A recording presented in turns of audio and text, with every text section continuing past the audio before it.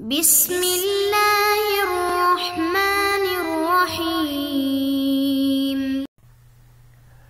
اللهم صل على سيدنا ومولانا محمد افضل صلواتك بعدد معلوماتك وبارك وسلم وصل عليه۔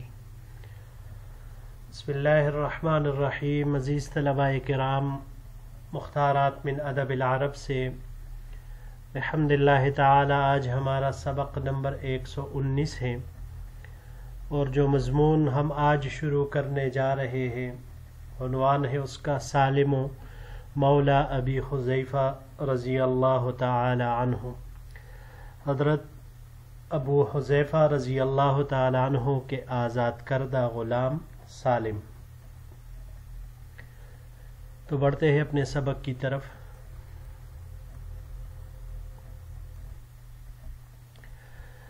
مضمون نگار، اس کو لکھنے والے مؤلف مصنف الدکتور طٰہٰ حسین، ان کی پیدائش مصر میں 1889 میں ہوئی ہے، اور ابتدا سے تو یہ ٹھیک ہے، لیکن بہرحال سے غرسنی میں ہی بچپن میں ہی ان کی بینائی وہ چلی گئی تھی، مکمل طور پر اپنی بصارت کو بیٹھے۔ قرآن مجید حفظ کرنے کے بعد جامعۃ الازہر میں داخلہ لے لیا، لیکن بہرحال تعلیم مکمل نہیں کی، مگر ادبا کی مجلس میں بیٹھتے اور ادبی تعلیم کے حصول پر خوب ہمت اور توجہ صرف کی۔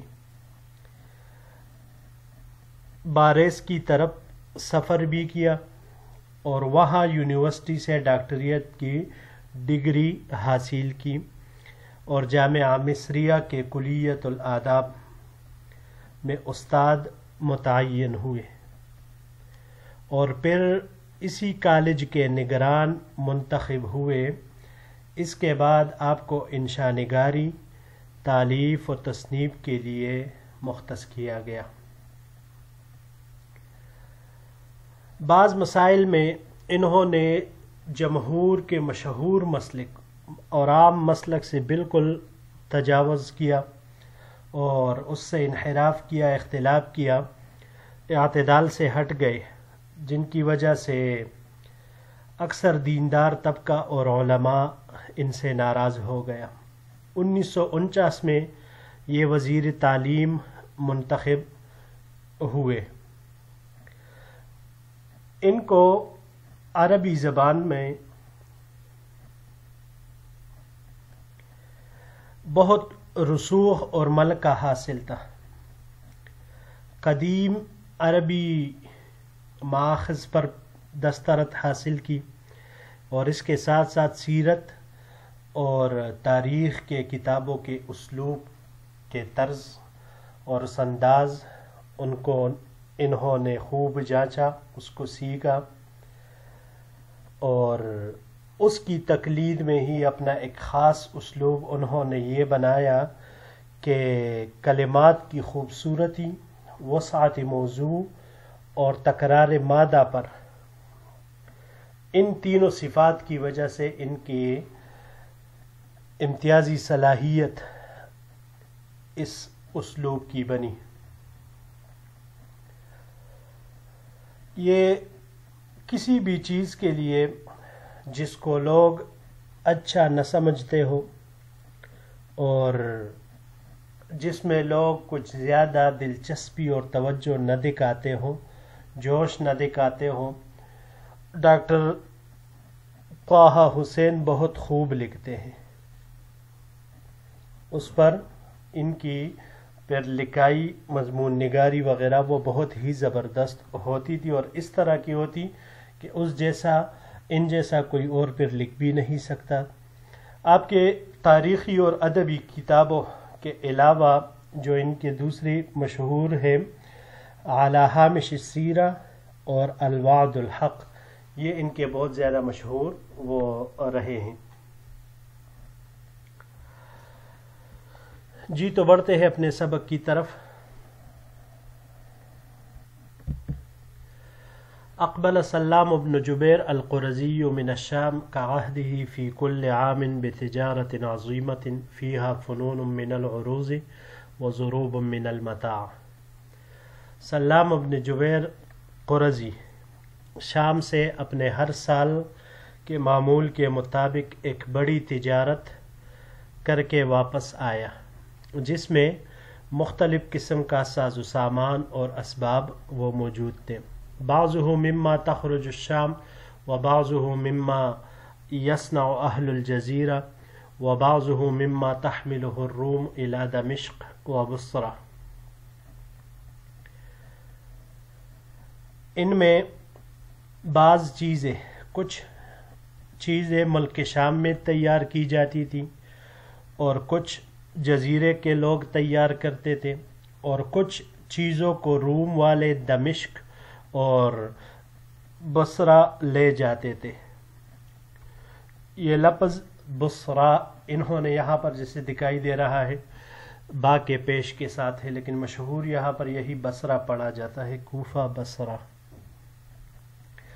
وتبعه من قوافل العرب واليهود ليحملوه إلى الأرض البعيدة التي لا تصل إليها يد قيصر ولا يبلغها سلطانه في نجد والحجاز وفي تہامة واليمن. پھر عرب اور یہود کے قافلوں کو بھیج دیتے تاکہ وہ ان چیزوں کو دور دراز جگہوں تک لے جائے جہاں کیسر کی حکومت نہیں، اس کی حکومت نجد، حجاز، تہامہ اور یمن تک نہیں پہنچتی تھی. ولم یکد سلام بن جبیر یستقر فی بنی قریظہ. سلام بن جبیر ابھی تک بنو قریظہ میں آ کر ٹہرا بھی نہیں تھا. یہ وَيَرِيحُ، یہ اس کو انشاءاللہ اگلے سلائیڈ کے ساتھ جوڑ لیں گے. یہاں پر یہ ایک لفظ ہے جی فنون، فن کی جمع ہے. یہ فن قسم کو کہتے ہیں، حال کو کہا جاتا ہے.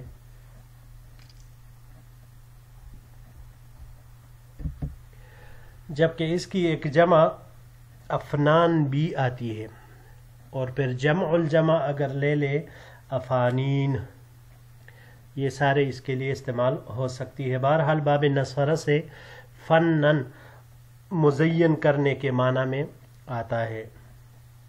اگر باب تفعیل سے لیا جائے تفنینن تو پھر ملانے کے معنی میں یہ آتا ہے، اور باب تفعل سے تفننن قسم بقسم ہونے کے معنی میں. تفننن قسم بقسم ہونا، یعنی تمام چیزیں ایک جیسی نہ ہو بلکہ اس میں الگ الگ رنگ وغیرہ ہو تو وہ چیزیں نئی اور جاذب نظر دکھائی دیتی ہے.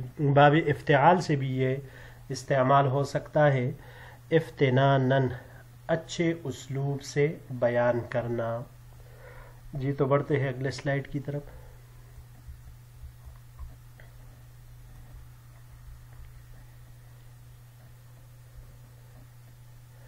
وَيُرِيحُ نَفْسَهُ مِنْ سَفَرِ شَاقٍ طَوِيلٍ، اور نہ ہی اپنے آپ کو مشقت آمیز لمبے سفر سے راحت پہنچائی تھی. حتی عرض متاعہ ذاک المختلف للناس، یہاں تک کہ اس نے اپنے مختلف قسم کے سامان کو لوگوں کے سامنے بیچنے کے لیے پیش کیا.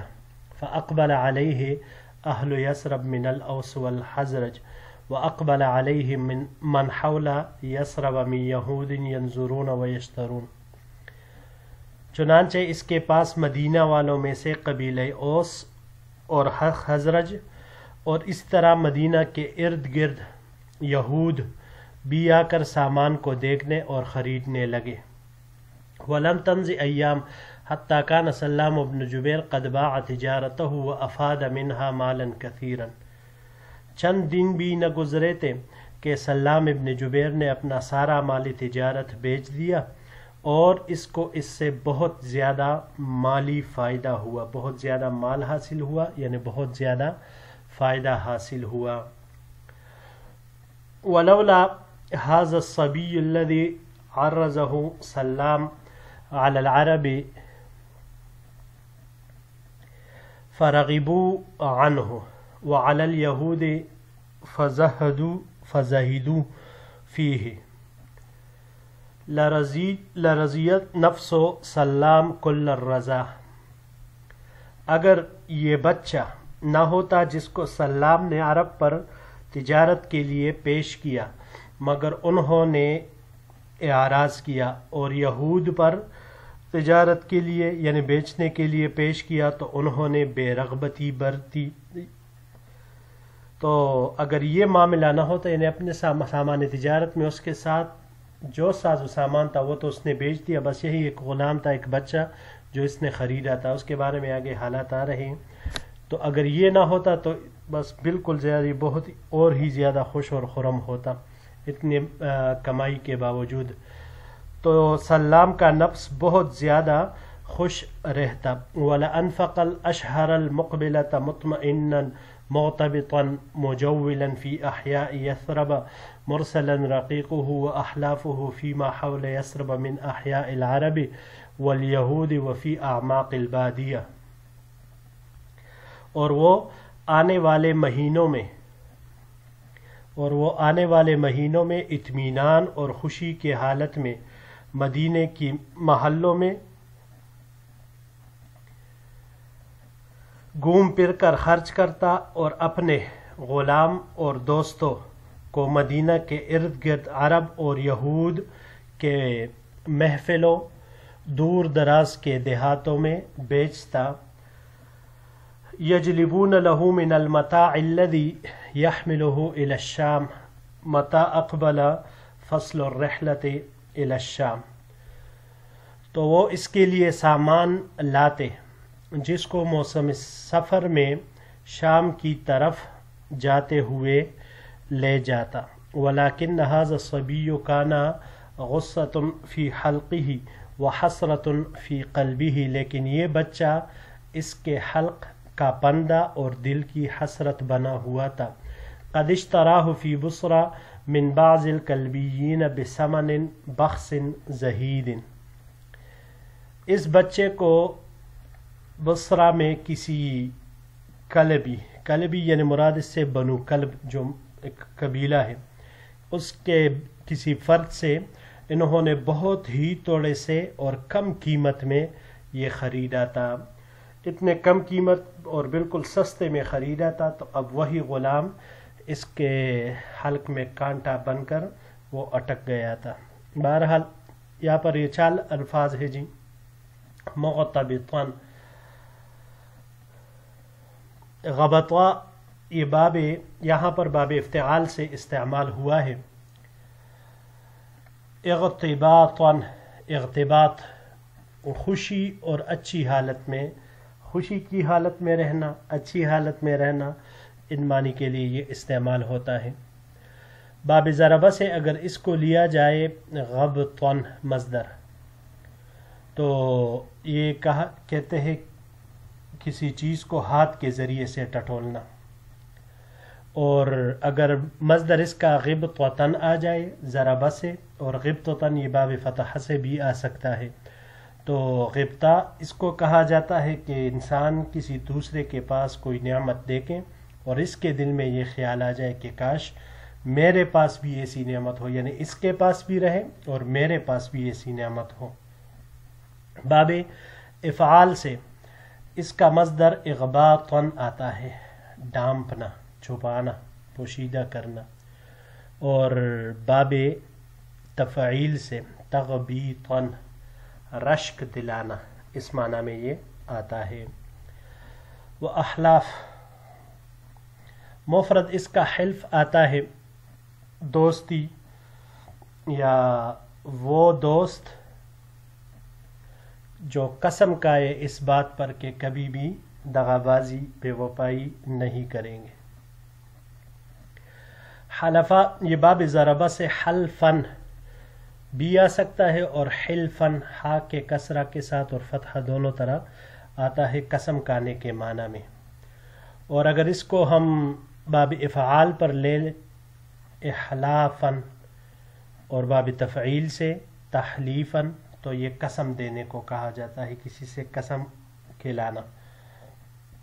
باب مفاعلہ سے محالفتن معاہدہ کرنے کے معنی میں یہ آتا ہے. اگلا لفظ ہے یجلبون جلبہ. باب ضربہ اور نصرہ سے جلبن دونوں باب سے ایک ہی مصدر آ سکتا ہے، ہانک کر لانا. اور باب افعال سے لے لے اجلابن تو یہ جمع کرنے کے معنی میں آئے گا. اس کے علاوہ یہ باب سمعہ سے بھی استعمال ہو سکتا ہے. سمعہ سے جلبن لام کے حرکت کے ساتھ اکٹھا ہونا، اور اگر لام کے سکون کے ساتھ آئے جلبن تو پھر یہ باب نصارہ سے استعمال ہوگا، جلبن مصدر گناہ کرنے کے معنی میں. اور اس کے علاوہ یہ باب تفعیل سے بھی استعمال ہو سکتا ہے، تجلیبن چیخنا، ڈانٹنا، ان سارے معانی میں. یہ آخری لفظ ہے زہید. زہید یہ حقیر، کمتر اس کو کہا جاتا ہے. اس کی جمع زہدان آتی ہے. جی تو عزیز طلباء کرام، یہی تک ہمارا آج کا سبق تھا. انشاءاللہ العزیز اگر زندگی رہی تو اگلے درس کے ساتھ پھر آپ کی خدمت میں حاضر ہوں گے. السلام علیکم ورحمۃ اللہ وبرکاتہ.